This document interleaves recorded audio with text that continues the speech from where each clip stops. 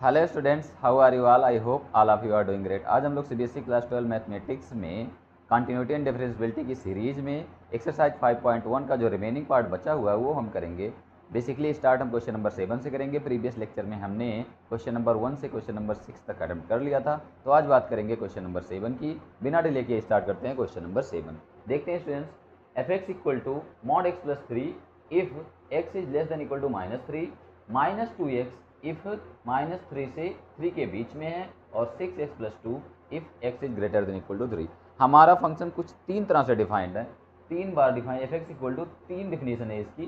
पहली x is less than equal to -3 पे जो आ रहा है मॉड x प्लस 3, दूसरी -3 और 3 के बीच में -2x और ग्रेटर देन इक्वल टू 3 पे 6x प्लस 2। तीन डिफिनेशन है इसकी। अब तीनों डिफिनेशन में हम टर्निंग पॉइंट ढूंढते हैं और टर्निंग पॉइंट पे हम चेक करेंगे क्या फंक्शन के कुछ पॉइंट ऑफ डिसकंटिन्यूटीज हैं कि नहीं है। तो सबसे पहले हमारा टर्निंग पॉइंट क्या है, -3 और दूसरा टर्निंग पॉइंट है 3। तो -3 और 3 पे फंक्शन की कंटिन्यूटी को चेक करेंगे। अगर कंटिन्यूअस है तो बोलेंगे कि अच्छा बाकी बातों में ये कंटिन्यूअस होगा, लेकिन -3 और 3 पे ये टर्निंग पॉइंट है तो इस पे हम चेक करके देखेंगे कि इस पे कंटिन्यूअस है कि नहीं है। नहीं कंटिन्यूअस होगा तो इस पॉइंट पे डिसकंटिन्यूअस होगा और इसे बोलेंगे पॉइंट ऑफ डिसकंटिन्यूटी। तो सबसे पहले हम स्टूडेंट्स -3 पे चेक करेंगे क्योंकि पहला टर्निंग पॉइंट हमारे पास -3 है। तो x equal to -3, x equal to 3 -3 में एल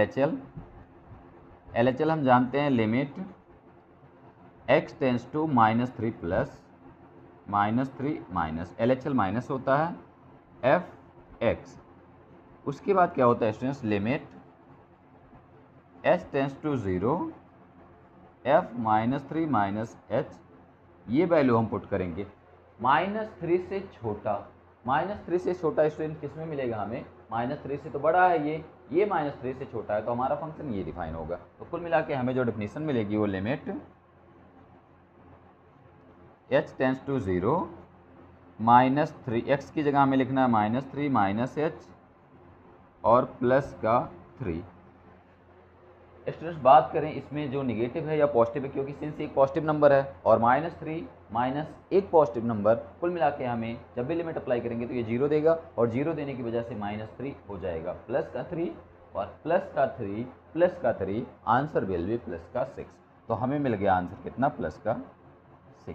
सिमिलरली हम RHL लिमिट चेक करेंगे। क्या चेक करेंगे, RHL लिमिट। तो RHL लिमिट कैसे चेक करेंगे, limit x tends to -3 plus f x. It means limit h tends to 0 और f -3 प्लस h। अब ध्यान से देखिए 3 से बड़ी वैल्यू, तो 3 से बड़ी सॉरी -3 से बड़ी वैल्यू, -3 से और 3 के बीच में यहाँ है तो अगली इस बार हमारा डिफिनेशन जो होगा -2x होगा। तो कुल मिला के अगला स्टेप क्या होगा, लिमिट h टेंस टू 0 और हमारा जो फंक्शन होगा 2 x की जगह -3 प्लस h पुट करेंगे। तो -3h पुट करेंगे तो हमें मिलेगा limit h tends to 0, h tends to 0 पे कुल मिला के अगर हम फंक्शन को ओपन करेंगे तो ये 0 हो जाएगा, -2 -3 प्लस का 6 आने वाला है तो इज इक्वल टू प्लस का 6। स्टूडेंट्स LHL भी हमारा प्लस का 6 है और RHL भी हमारा प्लस का 6 है। अब हमने देख लिया कि हमारी लिमिट है जो एग्जिस्ट कर रही है, -3 पे लिमिट एग्जिस्ट कर रही है, इसका मतलब लिमिटिंग वैल्यू एग्जिस्ट कर गई है। अगर ये फंक्शनल वैल्यू के इक्वल हो जाएगी तो -3 पे हमारा फंक्शन कंटिन्यूअस हो जाएगा। बट -3 पे हम फंक्शन को चेक करेंगे तो -3 पे f -3 हमारे पास क्या आने वाला है, f -3 विल बी व्हाट, तो f -3 will be f -3 exactly यहाँ मिलेगा और यहाँ मिलेगा तो इस फंक्शन पे लाई करेगा। इट मीन्स -3 प्लस का 3 इज इक्वल टू आल्सो 6। तो हम क्या लिखेंगे students, limiting value is equal to functional value. ध्यान से देखें तो LHL है 6, RHL 6 और फंक्शनल वैल्यू भी 6 आ रही है। तो लिमिटिंग वैल्यू जो हमारी है वो फंक्शनल वैल्यू के इक्वल है। इट मीन्स हमारा जो फंक्शन है वो कंटिन्यूअस है। तो f x is continuous at x equal to -3। I think students ये पॉइंट समझ में आया होगा। इसके बाद बात करेंगे कि हमारा जो फंक्शन है वो अगली टर्निंग पॉइंट 3 पे कंटिन्यूअस है कि नहीं है।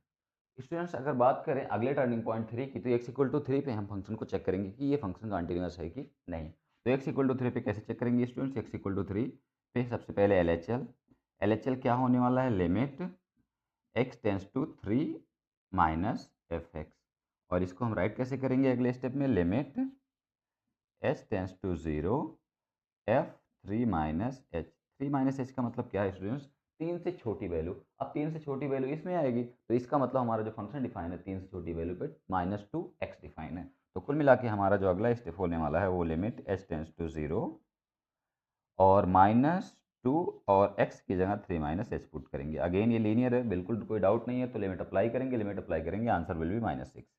आई थिंक ये बात क्लियर हो गई होगी। लिमिट h टेंस टू 0 है, h को 0 रखने पे हमें मिलने वाला क्या है? -2 into 3, -2 into 3 is equal to -6 होता है।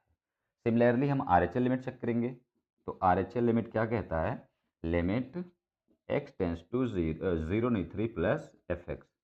3 प्लस fx को अगले स्टेप में क्या राइट करने वाले? Limit h tends to 0, h tends to 0 means f 3 plus h।